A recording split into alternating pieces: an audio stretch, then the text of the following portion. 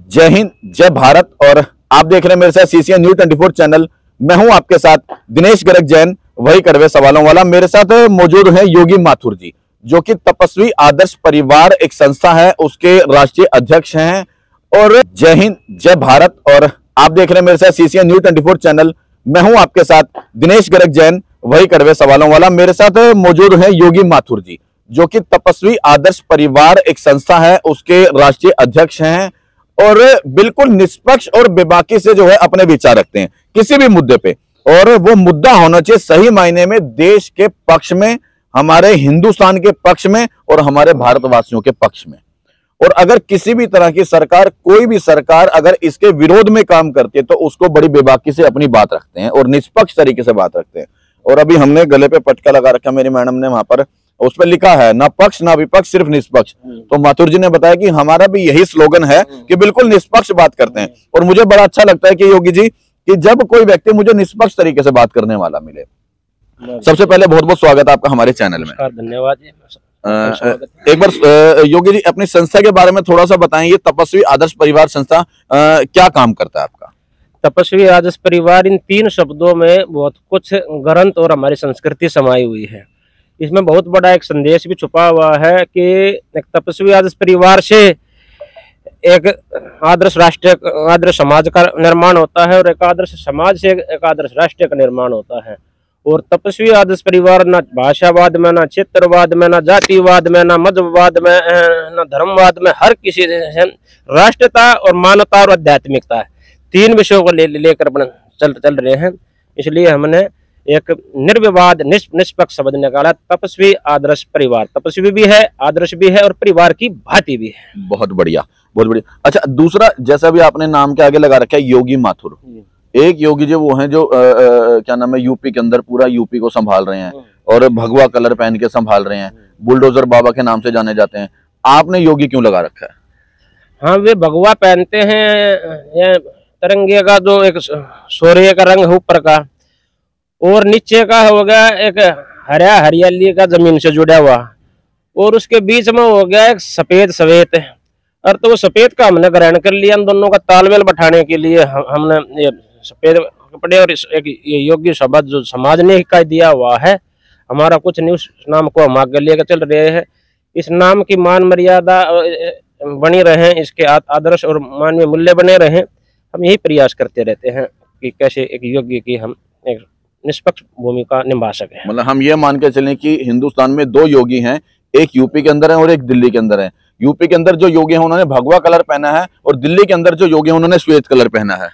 नहीं, दो तो नहीं होंगे। यहाँ तक योगी ऋषि महर्षियों की भूमि है, बहुत से ऐसे हैं जो तपन लग रहे हैं राष्ट्र के लिए, मानवता के लिए, अध्यात्म के लिए।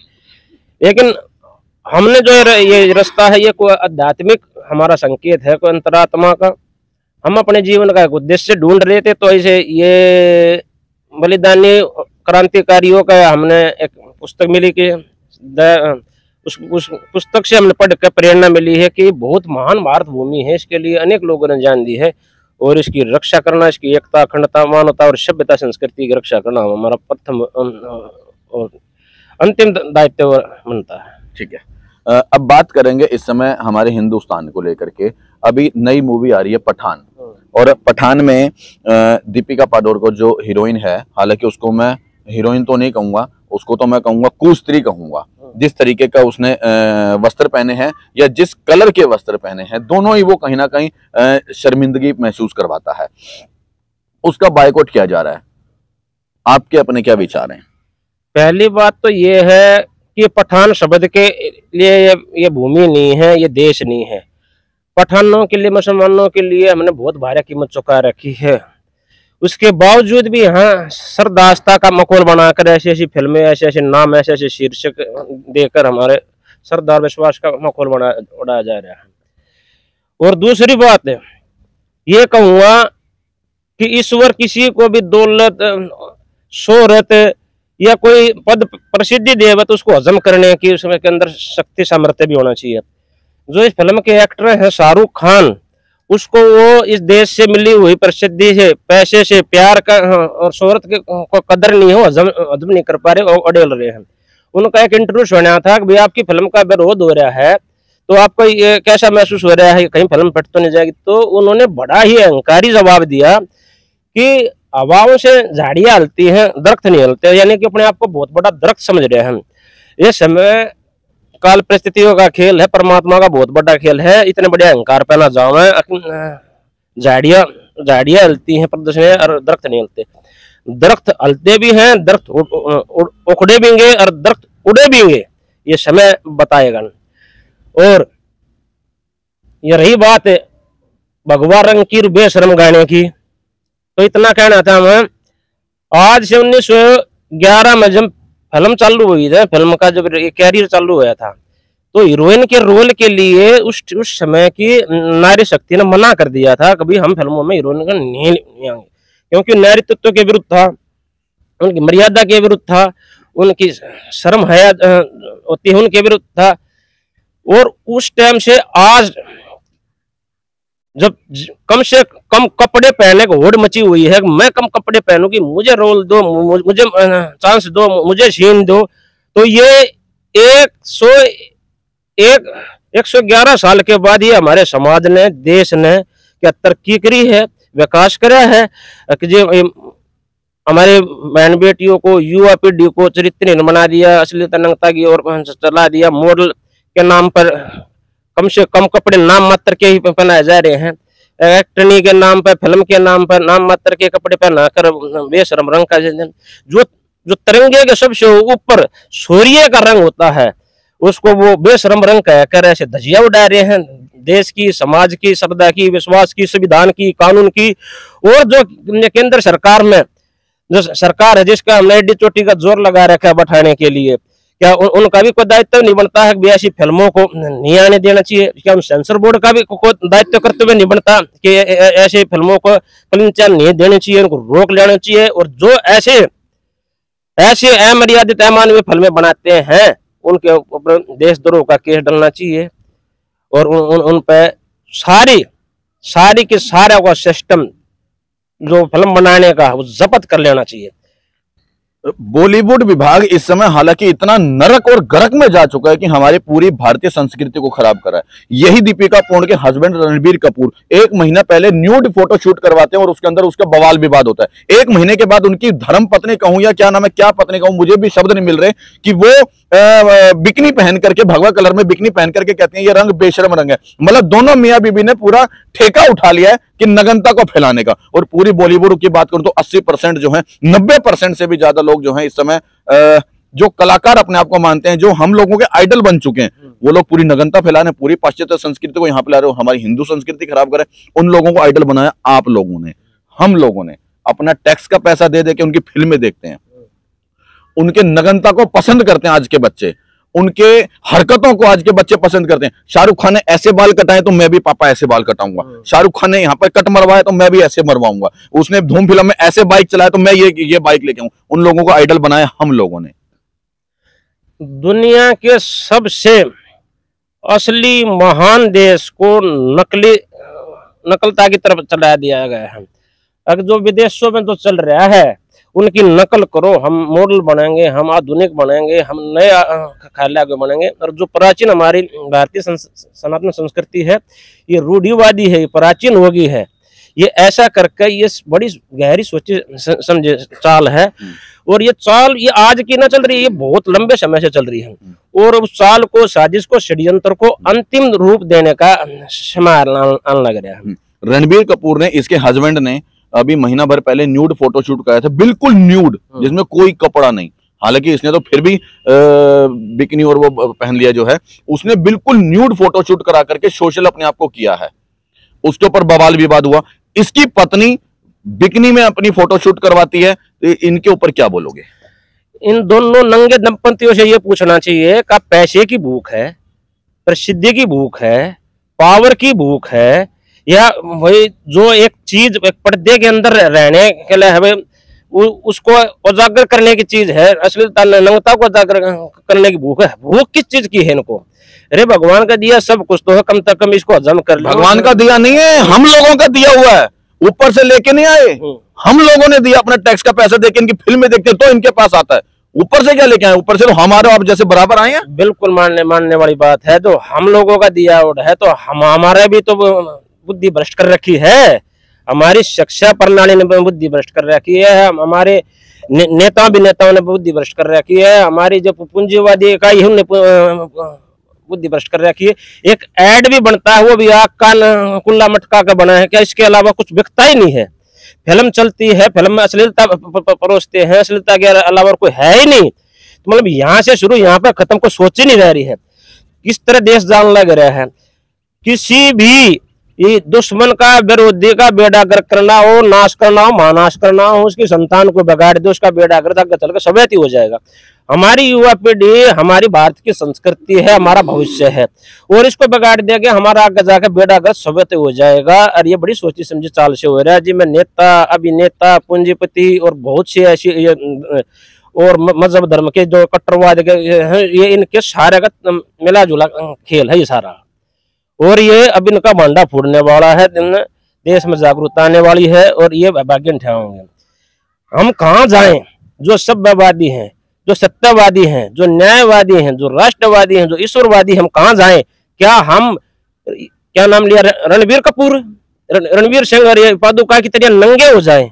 हम भी अपनी सभ्यता को छोड़ देवें, या हम अपने सब कुछ यहाँ जमा पूंजी को छोड़ कर त्याग कर हम किसी दूसरे देश में चले जाएं?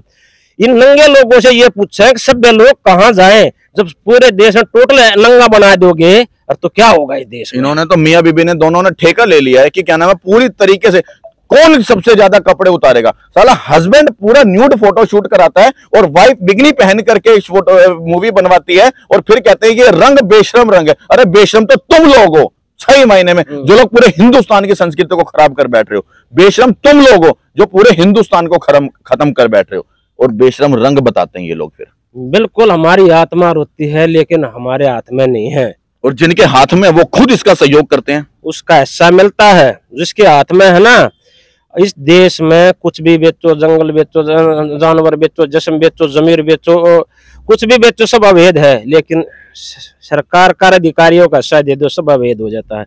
ये सारी जो सेंसर बोर्ड और जितनी कमाई होती है ना, ये सरकार की, सेंसर बोर्ड की, सब के बटते हैं और पैसे से धुन बजाते हैं, पैसे तमाशा दिखाते हैं। ये टकाई धर्म, टकाई कर्म, टके से शुरू, टके पे खत्म।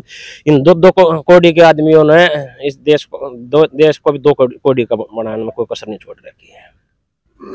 सच मायने में ये है ना कि हमारे हिंदुस्तान के 4 पिलर हैं जो पूरी लोकतंत्र को चलाते हैं। न्यायपालिका, विधायक पालिका, विधानसभा हो गई अपनी, और अपना लोकतंत्र का चौथा स्तंभ हो गया, मीडिया हो गया। इन सब ने मिलाकर के लोकतंत्र को चलाना है। लेकिन लोकतंत्र को चलाने के लिए सबके सब 4 पिलर बिक चुके हैं, कोई एक की बात नहीं कर रहा। अगर सरकार को चाहिए कि इन तमाम भ्रष्ट नेताओं के ऊपर रोक लगाए, भ्रष्टाचार बढ़ रहा है उसके ऊपर रोक लगाए, वो सिर्फ अपनी हर पार्टी की बता रहा हूं, हर पार्टी केवल देश के लिए काम नहीं कर रही, केवल अपनी पार्टी के लिए काम करती है, अपनी पार्टी को जमाए रखने के लिए, अपनी पार्टी का नाम रोशन करने के लिए काम करती है, बजाय कि देश का विकास करने के लिए। अब आते हैं दूसरी चीज के ऊपर, और इसी के आड़ में कहीं ना कहीं बिक चुकी हैं हमारी ईडी, सीबीआई, न्यायपालिका, कोर्टें, जज, ये सब बिक चुके। अब आते हैं मीडिया के ऊपर। मीडिया को चाहिए क्या कि क्या नाम है, मेरी चैनल की टीआरपी किस तरह से बढ़ेगी, सच गया ऐसी तैसी में, सच तो बहुत दूर तक है। मीडिया को चाहिए सिर्फ कि टीआरपी किससे बढ़ेगी, आपस में किसको लड़वाएं, किसको झगड़ाएं, और ऐसा मसाला कहां से लगाएं कि जाने में टीआरपी बढ़ जाए। मूवी कब चलेगी? जब उसके अंदर नगनता होगी तो मूवी चलेगी। वो पहले ही देखते हैं कि इस तरह से सीन कहां से लगाए जाएं कि जिसके अंदर नगनता परोसी जाए, और वो मूवी तब हिट होगी। जब तमाम चीजें, सरकार उस तरह से बिगड़ गई, मीडिया इस तरह से बिगड़ गया, और सेंसर बोर्ड इस तरह से बिक गया कि तीनों ने मिलकर तो कब्जा कर लिया, फिर देश आगे बढ़ेगा क्या? हमारे युवा सीखेंगे कुछ नया? देश को आगे बढ़ाना कौन चाह रहा है? देश का तो बेड़ा गर्क करना चाहते हैं।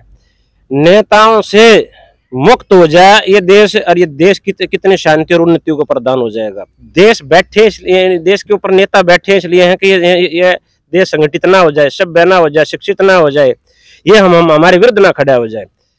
और आपने जो बातें कही हैं, एक लाइन के मैं सब पे जवाब देता हूँ।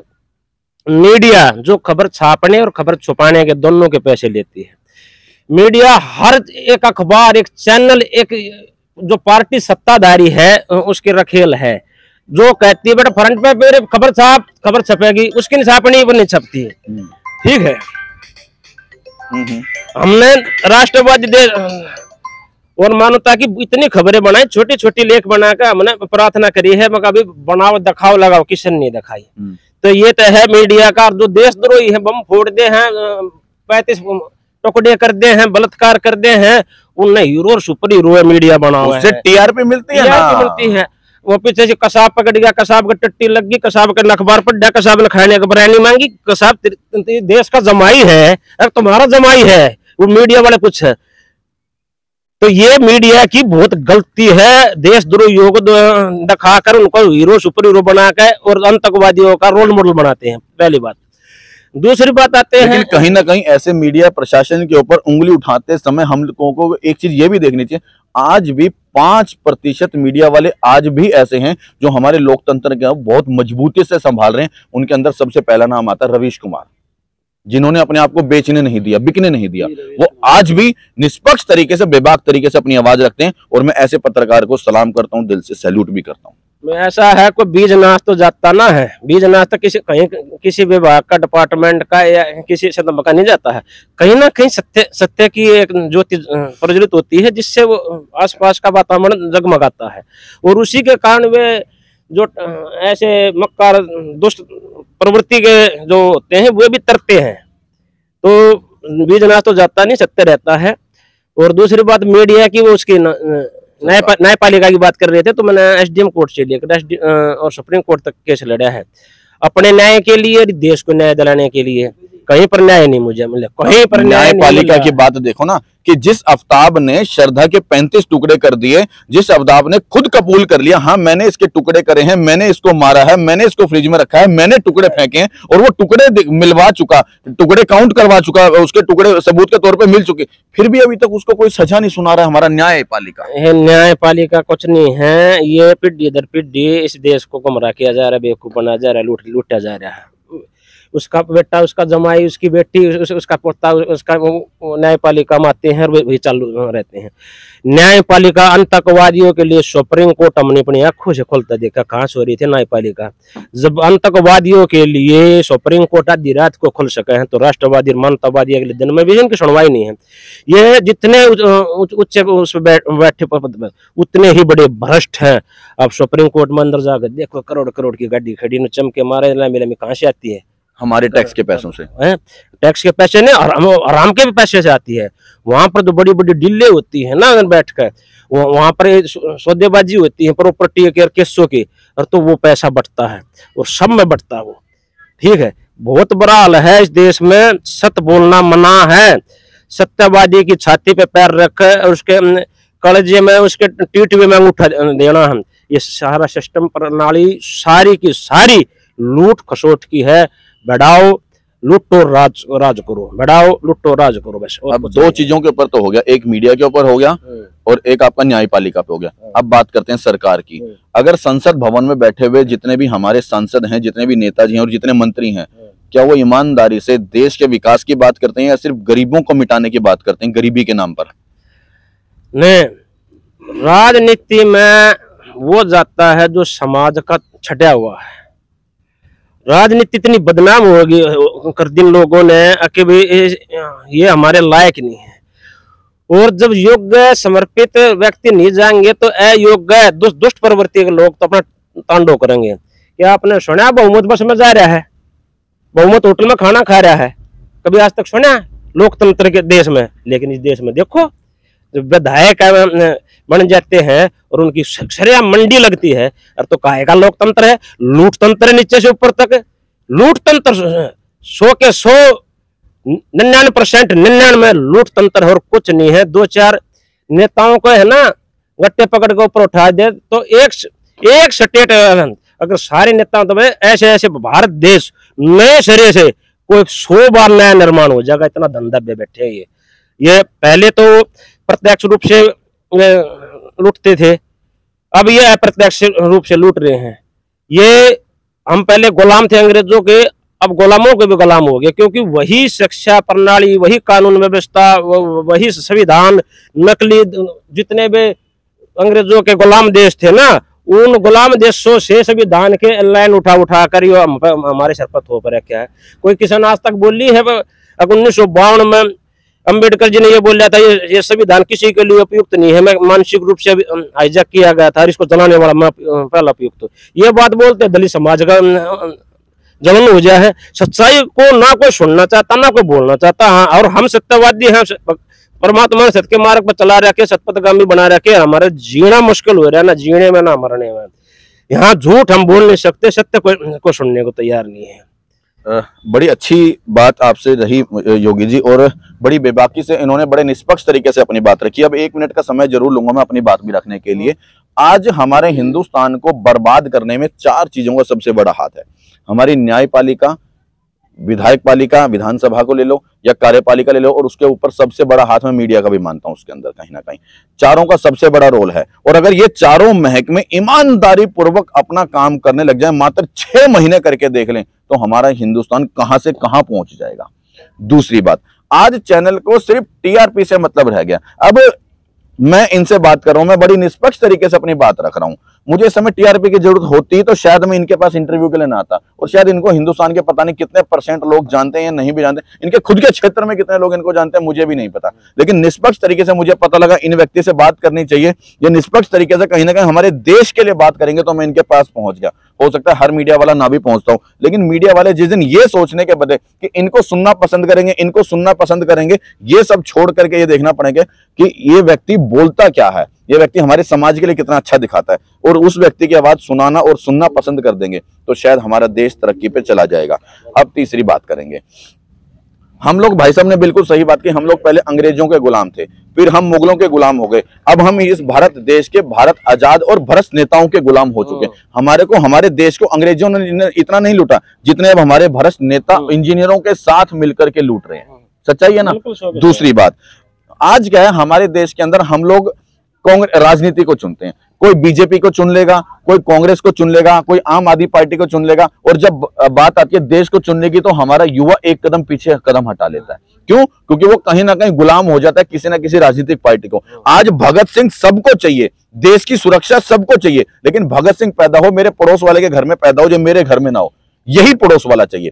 दूसरी बात, हर माँ बाप चाहता है मेरी बेटी की शादी हो और एक सुंदर सा वर मिल जाए, वही एक सुंदर सा बहू मिल जाए, उसको 2 बेटे हो जाएं, 2 बच्चे हो जाएं, और साथ में बैंक में बैलेंस हो जाए। वो ये नहीं देखता हमारा बेटा समाज के लिए, हमारे समाज के लिए, हमारे देश के लिए, हमारे राष्ट्र के लिए क्या काम करेगा। और पहले ये होता था, हर माँ अपने पहले भगत सिंह पैदा करा करती थी, और आज डॉक्टर, इंजीनियर, वकील बनाने की होड़ लगी पड़ी है, बजाय कि देश के में काम करने के लिए। कहीं ना कहीं भगत सिंह बनाना चाहते हैं कोई? आज कोई भी नहीं। भूमि तो रही है ये वीरों की, तपस्वियों की, त्यागियों की, बलिदानियों की, ऋषि मुनियों की, लेकिन अब इसका दशा भ्रमित कर भोगवाद में घुसाया जा रहा है। और भगत सिंह का अपना नाम लिया तो ऑन रिकॉर्ड 7,32,000 उस टाइम पर स्वतंत्रता सेनानियों का नाम आता है, जिन्होंने हस्ते हस्ते पर प्राण की आहुति दी। उनकी भी आत्मा जो स्वर्ग लोक से इस धरती पे देखती होगी, तो खून की आंसू होती होगी। जिस देश के सम्मान के, स्वतंत्रता के लिए हमने अपने जान दी, वो देश आज किस दौर से गुजर रहा है, और कैसे कैसे लोगों के चुंगल में देश फंसा हुआ है।